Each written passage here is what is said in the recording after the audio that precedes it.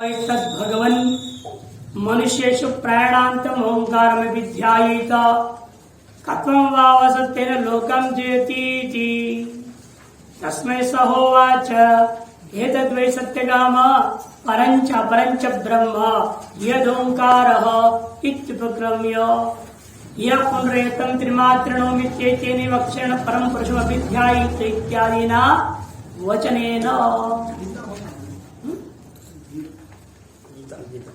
गीता है तो गीता है 12वें श्लोक की अवतरणी का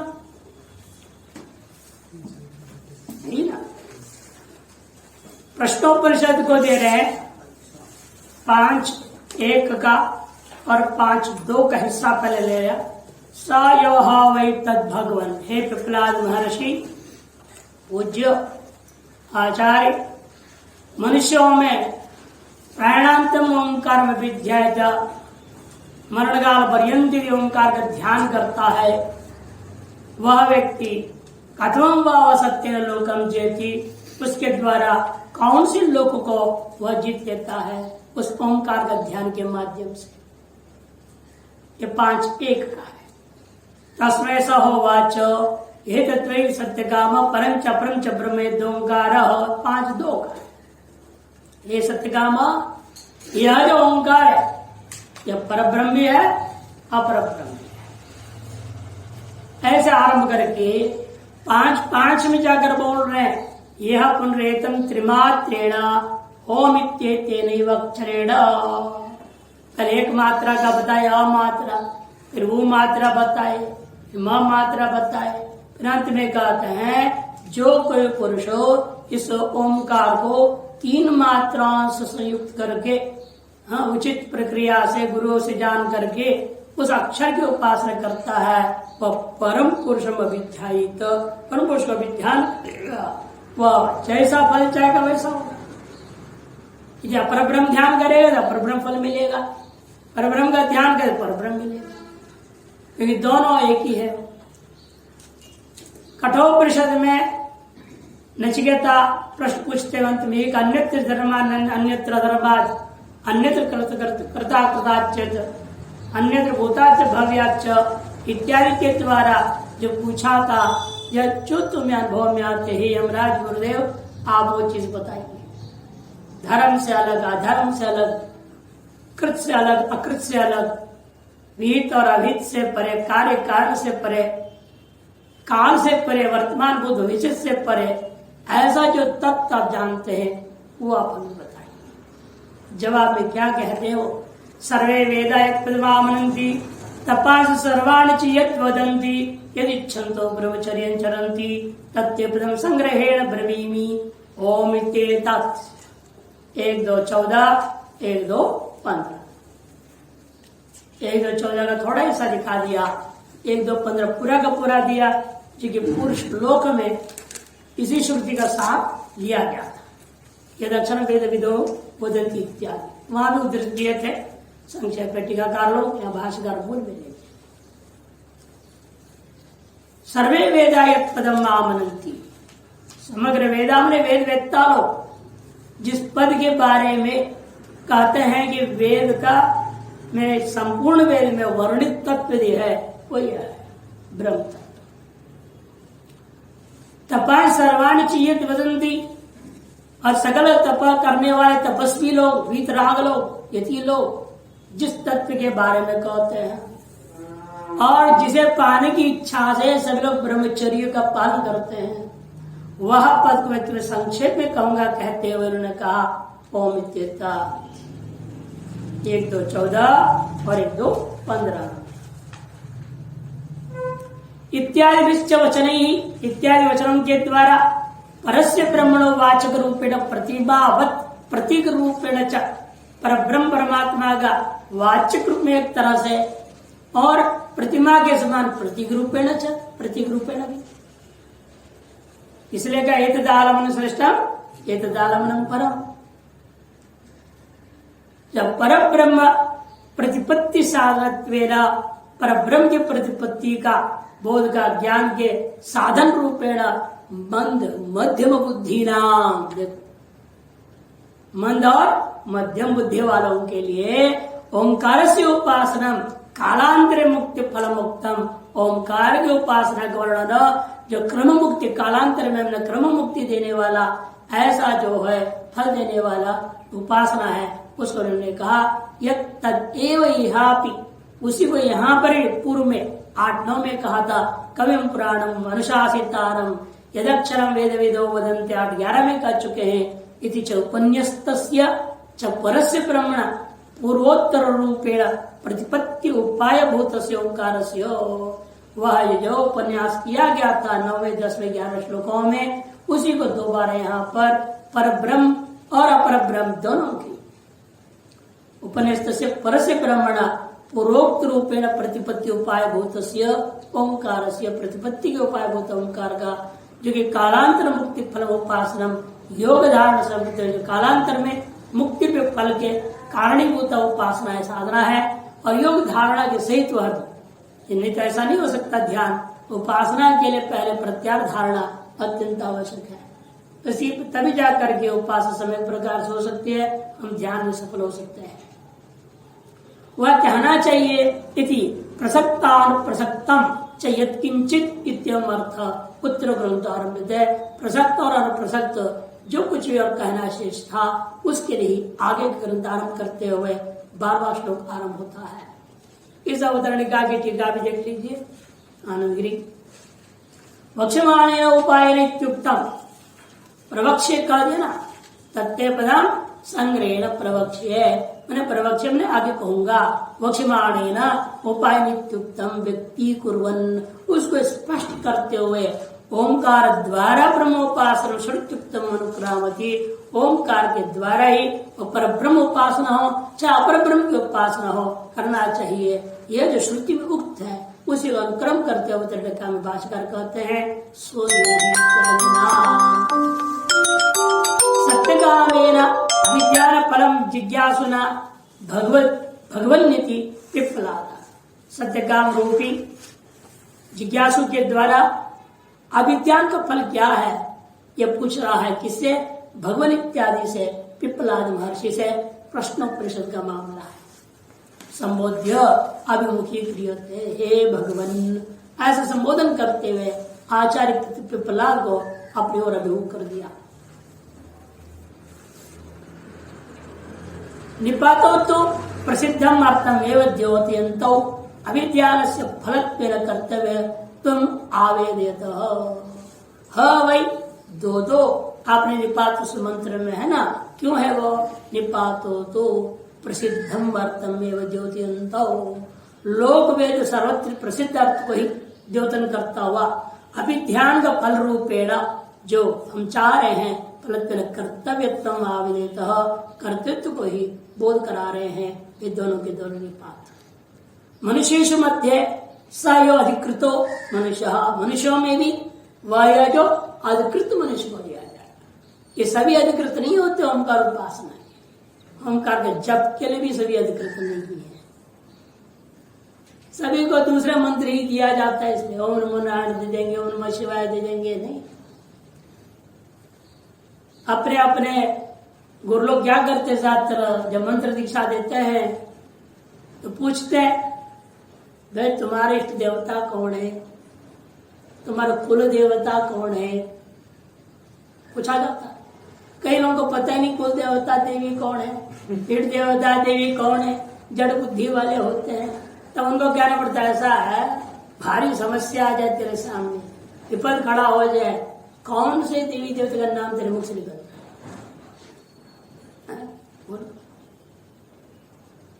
हे राम बोलते हो, हरे कृष्ण भगवान क्या हो गया, शिव शिव शिव शिव, गड़बड़ हो रहा है, शिव शिव आ रहा है किसी मुंह से। अरे तेरे मुंह से क्या आता है मुसीबत में? कौन से देवी देवता? हृदय से आवाज उठता है, मन बुद्धि से नहीं। किसका नाम? हो गॉड, अंग्रेजी नाम आता है, क्या आता है? तो उसी हिसाब से मेरे गुरु लोग नाम तय करते हैं, मंत्र दे देते हैं। ओमकार को कोई नहीं देता है। संन्यास में आने पर ओमकार मजबूरी में गुरु दे देता है, भले उसके योग्य नहीं देना पड़ता है, क्या ओमकार की दीक्षा के अंतर्गत है। हंस गायत्री ओमकार बताना पड़ता, प्रवेश मंत्र बताना पड़ता, बता देते हैं। लेकिन अधिकतर आपने देखा जितने गुरु लोग शिष्यों को संन्यास दीक्षा देते बता भी देते, लेकिन वो शिष्य लोग को इसको प्रयोग भी करना नहीं आता, करते ही नहीं। न ओमकार जप करना आता है, न ओमकार की साधना आती है, न हंस गायत्री जपते हैं, न रोज सवेरे नहाने और प्रवेश मंत्री एक बार बोलो वो भी नहीं।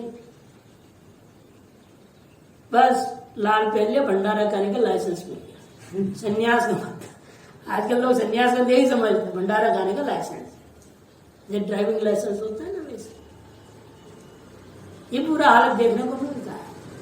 इसलिए शास्त्र कहता है, इन्होंने बहुत सतर्कता, मनुष्येषु या अधिकारी, सब मनुष्य नहीं, मनुष्येषु कह दिया ना मंत्र में, प्रश्न मनुष्येषु प्राणांतम, हर एक मनुष्य लिया जाए क्या? कहते नहीं, मनुष्येषु मध्ये सायो अधिकृतो मनुष्य तत्प्रसिद्धम अभिध्यानम यथासित व्यक्ति, उसके लिए जो प्रसिद्ध अभिध्यान है वो जिस प्रकार सिद्ध होवे, तथा सर्ववेद सारभूतम ओंकार अभिमुख्य ध्यायित, वह सर्ववेदों का सारभूत ओंकार है, उसको पूर्णतया उसकी ओर अभिमुख होकर के, उसका तादात्म्य होकर के अभिधान विधेय को अभेद करता हुआ कैसे ध्यान करना है, वही प्रक्रिया प्रश्नोपनिषद संक्षेप में है। मांडव्य उपनिषद उसका संक्षेप है।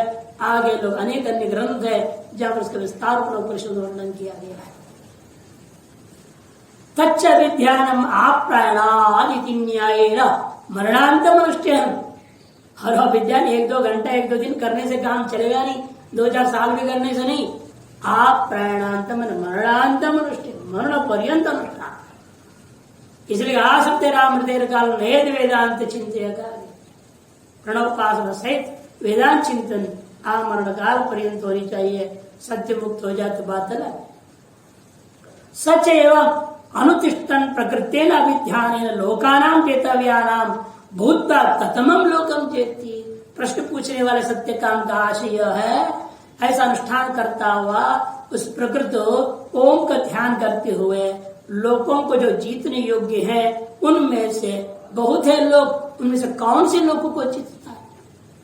वैसे ही भूत भस्वत 3 बोला ही जाता है, और कहीं उसको विभाग करके 14 बोलते हैं, और उससे भी ज्यादा गिनाया गया है। अब कौन से लोगों को जीतेगा? कथमं वावलोकम, यह प्रश्न उसका था। तो जेती प्रश्ने पृष्ठवते सत्य कामाय, ऐसे प्रश्न पूछने वाले सत्य काम के लिए पिप्पलाद नामा किल आचार्य, पिप्पलाद नामक महान प्रसिद्ध आचार्य ने प्रतिवचनम प्रोवाच, जवाब इस प्रकार से दिए। तत्र मध्यम पहले प्रथम अभिध्येयम ओंकारम, प्रथमम अभिध्येयम ओंकारम परापर ब्रह्मत्वेन मही करोति। पहले सबसे पहले ने क्या किया, 5-2 में ही उस ओंकार को पर ब्रह्म का भी प्रतीक है, अपर ब्रह्म का भी प्रतीक है, यह कहते हुए उस ओंकार का स्तुति कर दिया। महापूजाया मही करोति, स्तुति करोति, पूजा करोति। त्रिमात्रेणाकार उकार मकारात्मक रीत्या, त्रिमात्रण ओंकार अंत में क्या 5-5 बोले कि अ मात्र प्रदान नहीं करना, ऊ मात्र प्रदान मात्र नहीं कर देना, अ मात्र करो तो यह लोक प्राप्त होगा, ऊ मात्र तो ऊपर का लोक प्राप्त हो जाएगा, म मात्र करोगे इन दोनों से विशिष्ट सामर्थ्य प्राप्त हो जाएंगे। लेकिन तीनों मात्राओं को लेकर चलो, और तीनों मात्राओं को मैंने अउमा, तीनों मात्राओं को लेकर त्रिमात्र में अकार उकार मकारात्मक दिया, यो अभिध्यायित तमेव यथाभिध्यान, उसी अभिध्यान प्रकार को पुरुषम अधिगच्छति, जैसा वो अभिध्यान करेगा वो तादृश पुरुष, तादृश देवता आदि जो भी अपर ब्रह्म के अंतर्गत या पर ब्रह्म का ध्यान करेगा, उस पर ब्रह्म परमात्मा को प्राप्त कर लेगा। यह बात उन्होंने इत्यादि वचने उपासन ओंकार से उत्तम ओंकार को उपासना को कहा था। प्रश्न श्रुतिवत कठवल्ली च, प्रश्न श्रुति प्रश्नोपनिषद के समान कठोपनिषद में भी तत्रैव अर्थे प्रवृत्ता, इसी तत्व को समझाने के लिए प्रवृत्त हुआ था प्रश्न नचिकेता का, अन्यत्र धर्माद इत्यादि। अव्यवधानेन उपनिषदाम व्यवधानेन च कर्म श्रुतीनाम परस्मिन् आत्मनि पर्यवसानम दर्शयति। बिना कोई व्यवधान का, बीच में अन्य साधन निरपेक्ष होकर उपनिषद सीधे ही आपको आत्मज्ञान प्रदान कर देते हैं। लेकिन व्यवधानेन च परंपरा, क्रम से कर्मकांड और उपासनाएं भी आपको धीरे धीरे धीरे परस्मिन् आत्मनि पर्यवसानम, पर परमात्मा में ही वो भी अंत में ले जाते हैं। इस बात को ध्यान रखते हुए सर्वे वेदा यत् पदमा मनन्ति, कर्मकांड उपासना कांड भी उसी ब्रह्म की व्याख्या कर रहे हैं, साक्षात नहीं परंपरा।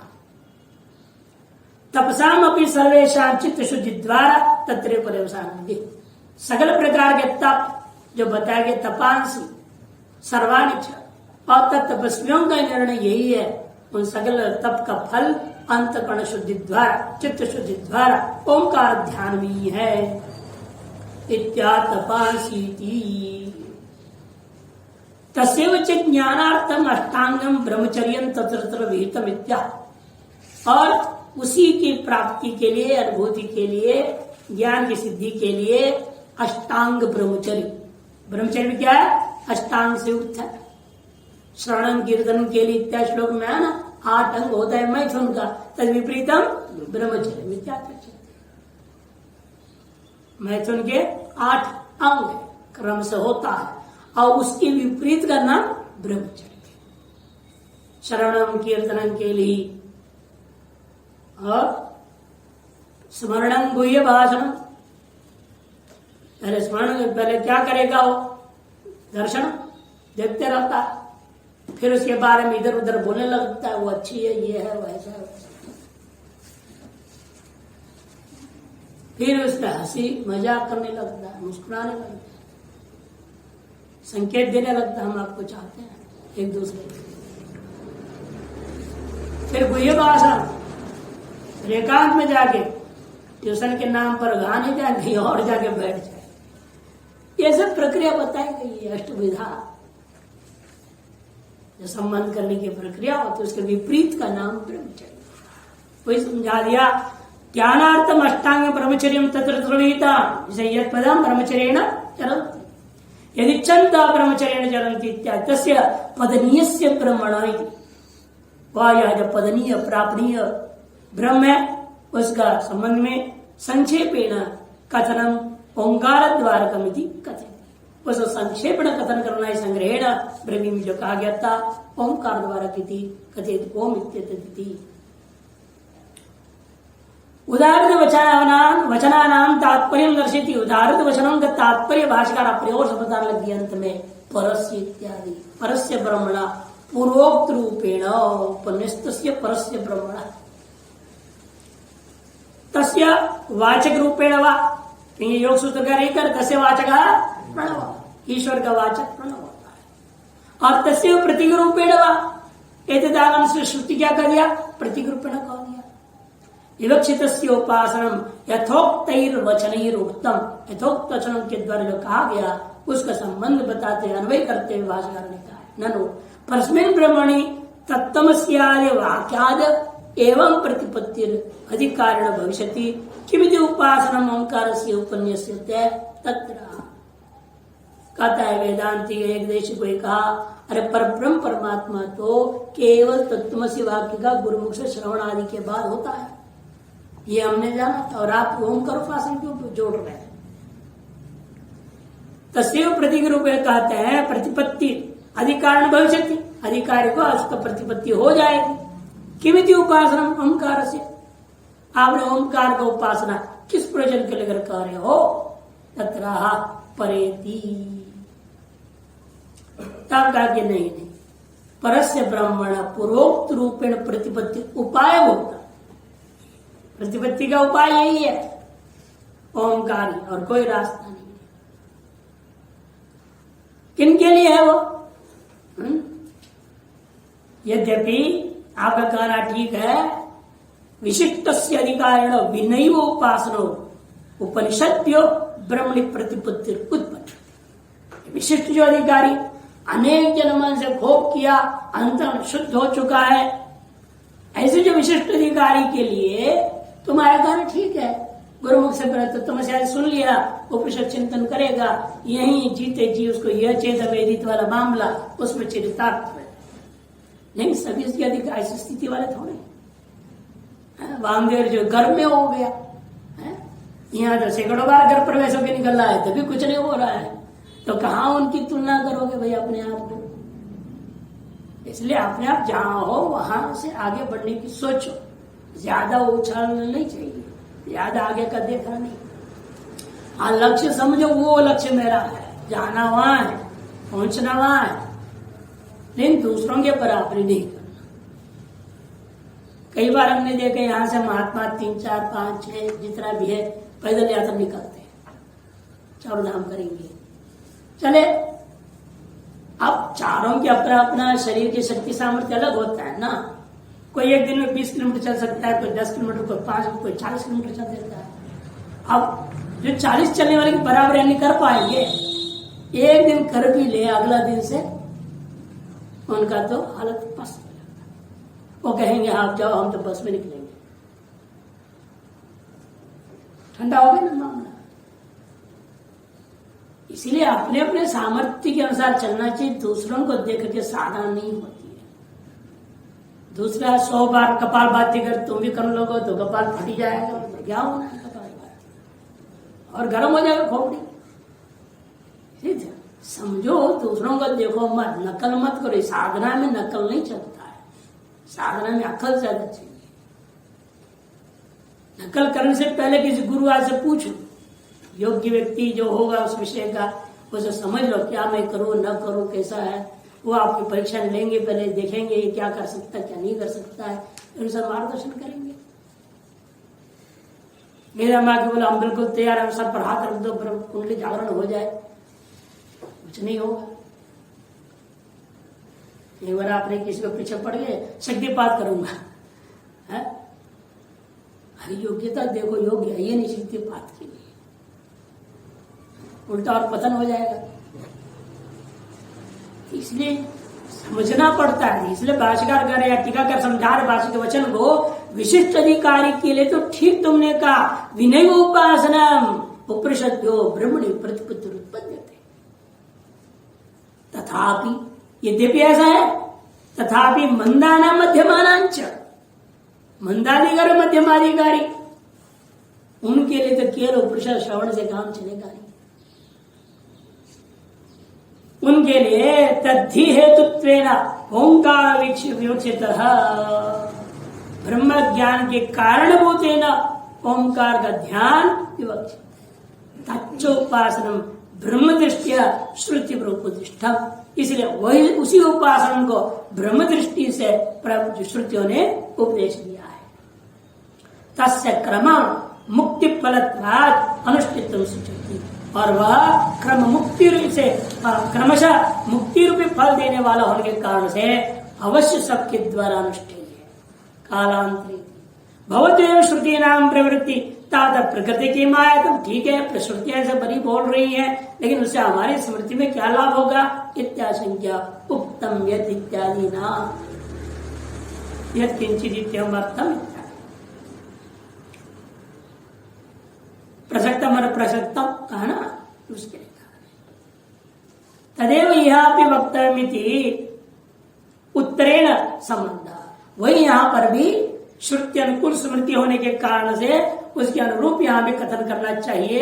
यह कहकर ग्रंथ आरंभ, आगे का हिस्सा आरंभ होता है। अच्छा, इति उत्तरेण संबंध उपासनम एवं उपास्य उपन्यास द्वारा स्फोरयति। उसी उपासना को उपास्य का जो है कथन करने के द्वारा स्पष्ट किया जा रहा। कवि इत्यादि के द्वारा पूर्व में जो संकेत किया तो वही अब आप कह रहा हूं, उपन्यास द्वारा स्फोरयति स्पष्टयति। पूर्वोक्त रूपेण इत्यभिधानत्वेन प्रतीकत्वेन च इत्यर्थ। पूर्वोक्त रूपेण माने अभिधान रूपेण और प्रतीक रूपेण च, दोनों रूप से कथन करने जा रहे। ईश्वर का अभिधान वाचक भी है और ईश्वर का वह प्रतीक भी है। कहीं कहीं पर वाचक होता है तो प्रतीक रहता है, प्रतीक होता है तो वाचक नहीं होता है। इशारा करा, वो प्रतीक है, वाचक नहीं है। ये बाह्य भौतिक वस्तु है, वो प्रतीक ही हो सकता है, वाचक नहीं हो सकता। और कई चीजें वाचक है, कृष्णादि नाम है कि नहीं, राम नाम जो भी है, ये सब वाचक ही है, प्रतीक नहीं हो सकता। इन ओम एक ऐसा विलक्षण चीज है, ये प्रतीक भी और वाचक भी। ईश्वर ब्रह्म, हाँ ब्रह्म को ईश्वर को, एक परब्रह्म ब्रह्म दोनों है ना, दोनों बोल चुके, परापर सभी का, वाचक भी और प्रतीक भी। ये इस ओम की विशेषता अन्य की अपेक्षा से।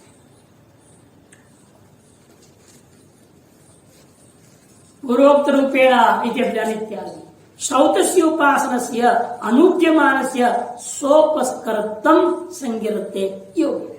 श्रौच उपासना है ओंकार, उसके अनुवाद पर कथन करने के लिए साथ साथ उसके अधिकारित्व तो हमें कैसे प्राप्त होगा, उसके भी उपसाधन जो था, सहयोगी साधन है धारणा, वो धारणा को भी साथ साथ कथन कर रहे हैं। सोपस्करत्वं संगिरते योग धारण सहितम वक्तव्य तरी कथम अन्य चेता सततम इत्यादि वक्षते। फिर अनन्य चेता करके आगे क्यों करे, उपासना तो भेदनिष्ठ होता है। अनन्य चेता 14 में बोलने जा रहे, इसी के आगे आने वाले 14वें में आप कहेंगे वो कैसे करे हो। इत्याह तत्र प्रसक्त अनुप्रसक्तंच, प्रसक्तानुप्रसक्त सबको लेकर के यहाँ संग्रह पूर्वक कह रहे हैं, बीज रूपेण कथन हो रहा है। ओंकारोपासना प्रसक्ता तदनंतरम तत्फलम अनुप्रसक्त। प्रसक्त क्या है, ओंकार की उपासना। अनुप्रसक्त क्या है, उसका फल जो अनन्य भाव प्राप्ति। तद्वारा च अपुनरावृत्त्यादि वक्तव्य कोटि निविष्टान। इसे कहीं भी यहाँ पर पुनरावृत्ति पुनरुक्ति आदि दोष नहीं है। कहीं बीच बूते में कहा गया उसी को विस्तार किया जाता है, तो पुनरुक्ति दोष नहीं मानते। तत्र प्रसक्ति थी ओंकारोपासना प्रसक्ति उक्ति अर्थे समनंद्र ग्रंथम उत्थापयति इत्येवं अर्थे उत्तरो ग्रंथ आरभ्यते। भाष्यकार ने कहा श्रोत्रादीनां पुत्र द्वारत्वं तत्र उपलब्धो इत्यादि आगे के लिए आ गया। अब श्लोक ले लीजिए। सर्वद्वाराणि संयम्य मनोहृदि निरुध्य च मूर्ध्यादाय आत्मनः प्राण आमास्थितो योगधारणाम्। सर्वद्वाराणि संयम्य मनोहृदि निरुध्य च मूर्ध्यादाय आत्मनः प्राण आस्थितो योग धारणाम। ओंकार का भी जो साधना का भी जो साधन है, वो साधन पहले बताएंगे। धारणा, ये धारणा का सम्यक अभ्यास के बिना ओम का ध्यान नहीं हो सकता। धारणा कैसे की जाएगी, पहले प्रत्याहार करो। प्रत्याहार के बिना धारणा नहीं होगी। महाराज प्रत्याहार कैसे होगा, तो प्राणायाम करो। प्राणायाम कैसे होगा, तो आसन करो। आसन में शरीर प्रवृत्ति कैसी होगी, मन प्रवृत्ति कैसे होगी, यम नियम पालन करो। सारे आ गए। यम और नियम के बिना आसन नहीं होगा, है कि नहीं। ब्रह्मचर्य पालन के तब तो शरीर ठीक रहेगा, आसन कर पाएगा ढंग से। और ढंग से आसन तत्व चाहिए। प्राणायाम बोला योग सूत्रकार ने, आसन चाहिए पहले। इन्हीं के आसन प्राणायाम दोनों एक साथ सीखते हैं, सब सिखा दिया जाता है एक साथ, इन करना एक साथ नहीं है। किसी ने हमको प्राणायाम सिखा दो, मैंने कहा ठीक है, आप जब जोर देते सिखा दो, जाओ 3 महीने तक यही करो, फिर देखेंगे। 1 साल हो गया, अभी तक आया नहीं। योगी बनना आसान थोड़ी है, पहले आसन से करो। आसन से यम नियम ठीक से पालन करना पड़ेगा। युक्त आहार विहार से युक्त चेष्ट से कर्मसु युक्त स्वप्नावबोध से योगो भवति दुःखः। गीता में से थोड़ी कहा है। आहार विहार पहले संयम लाओ, उसमें संयम है ही नहीं। हमें चटपटा चाहिए, मिर्ची चाहिए, रजोगुण रजोगुण रजोगुण, कहा जाए तुम्हारे से योग होने वाला। फिर तो इसलिए तमोगुणी रजोगुणी आहार को त्यागना पड़ता है। युक्त आहार विहार में किसी दिन 6 किलोमीटर वॉकिंग कर दिया, किसी दिन 2 किलोमीटर, किसी दिन सोए रह गया, ऐसा नहीं चलेगा। युक्ताहार विहार इसलिए कहा भी वो सब संयम पहले चाहिए, तब जा करके प्राणायाम सम्यक होगा, प्राणायाम से प्रत्याहार होगा। प्रत्याहार का सर्वद्वाराणि संयम्य, पहले कहा चाहिए कूर्मोंगानी कूर्म बाह्य विषय के खतरे को देखते तुरंत अंदर कर लेता है। इसे योगी का काम भी है, हर एक विषय जो आपके राग विषय कारण होता है जब प्रसन्न होता है। योग सूत्रकार ने अक्षिकल्प में जैसे आंख के पलक एक धूड़ के कण के भी संभावना को लेकर झट बंद हो जाता है, ऐसे आपका अपने इंद्रियों को तुरंत बंद कर देना। आने वाला विषय आपके विचारणीय है कि वह हमारे अध्यात्म के लिए उपयोगी है या नहीं। यदि अध्यात्म यात्रा में उपयोगी है तो स्वीकार करें, नहीं तुरंत इसको सर्वद्वाराणि माने सर्वेंद्रियाणि संयम्य, संयम संयम कहा ले आओगे? मनो हृदय निरुद्ध च, और उस मन को हृदय में निरुद्ध कर दो। मूर्धन्याधाय आत्मन प्राणम, और अपने प्राण को सम्यक प्रकार से हृदय में लाया, सर्वेंद्रियों से हटा करके चंचलता को हटा के लाया और उसको मूर्धा को ले गया। मूर्धनी आधाय हृदय से कहा जाएगा अनाहत चक्र से विशुद्धि, विशुद्धि से आज्ञान, आज्ञा से ललना, ललना से बिंदु विसर्ग, बिंदु विसर्ग से सहस्त्र, क्रम से ले जाना है। मूर्धनी आत्र प्राणम आस्तितो योग धारणा, ऐसे अस्तित्व जब हो जाता है योग की धारणा, तब अगले श्लोक में कहेंगे ओम इत्येकाक्षरं ब्रह्म।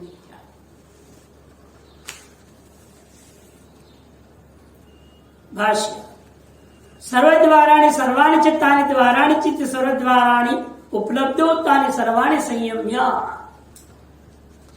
सर्वाणि चित्तानि द्वाराणि सर्वद्वाराणि। किसी किसी आश्रम के 2-4 गेट हो तो सब गेटों में ताला लगा दो,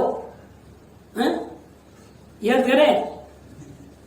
या किसी कमरे भी होते, इधर एक दरवाजा उधर एक दरवाजा, सारे दरवाजा बंद कर लो, ऐसा आप नहीं। इसलिए आगे कह दिया उपलब्धि द्वाराणि, हमारे ज्ञान की जो साधन होते द्वार, बाहर के द्वार नहीं बोल रहे हैं, आश्रम गेट के द्वार या मकान के कमरे के इत्यादि द्वार नहीं है।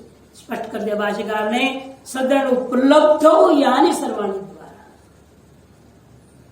ज्ञान के कारणीभूता साधनभूता जो द्वार के समान द्वार, जिसका अन्यत्र का नवद्वारे पूरे देहि, नहीं, उन द्वारों को तानि सर्वाणि संयम्य संयमनं कृत्वा, संयम करने का मतलब क्या? उनके अपने विषयों को जाने से रोकना, इसी का नाम प्रत्याहार।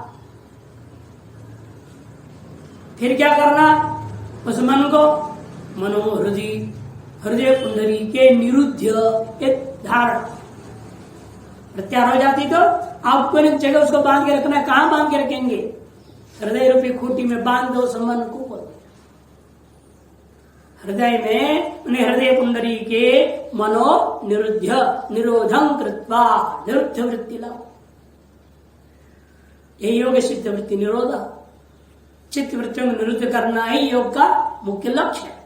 और सब कहां निरुद्ध करना है? बताया हृदय देश में ले जाकर निरुद्ध करना। निष्प्रचारम आपाद्य, मनुष्य की चंचलता को मिटा करके तत्र वशीकृते न मनसा, उस स्थल में वशीकृत मन के द्वारा हृदयाद ऊर्ध्वगामिन्या नाड्या, हृदय से ऊर्ध्वगामिनी नाड़ी, जिसका नाम क्या था पूरा बताया था? सुषुम्ना नाम की नाड़ी। उस नाड़ी के द्वारा ऊर्ध्व आरोह्य, अपने प्राण को ऊपर की ओर उठा करके ले जाए। मूर्धनि आदाय, मूर्धा में ले जाना है किसको? आत्मन प्राणम, स्वशरीरगत व्याप्त जो प्राण था। आस्थित प्रवृत्तो योग धारणम धारयितुम, इस प्रकार से योग धारण के लिए को धारित करने के लिए प्रवृत्त होना चाहिए योगी को। और वहीं पर उस मूर्धा में तत्रेव च धारयन्, उसी मूर्धा में धारण करते हुए क्या करना है आगे। प्राण को वहां तक पहुंचाया, मन सहित वहां पहुंच गए, वहां जाके क्या करना है तब आगे मत श्लोक में बताएंगे। यहां तक की टीका देखिए। श्रोत्रादीनां पुत्र द्वारत्वं तत्र, श्रोत्रादियों को सर्वद्वाराणि का द्वार कर श्रोत्रादि लिया, और किस विषय में द्वार है श्रोत्रादि इंद्रियां कद उपलब्ध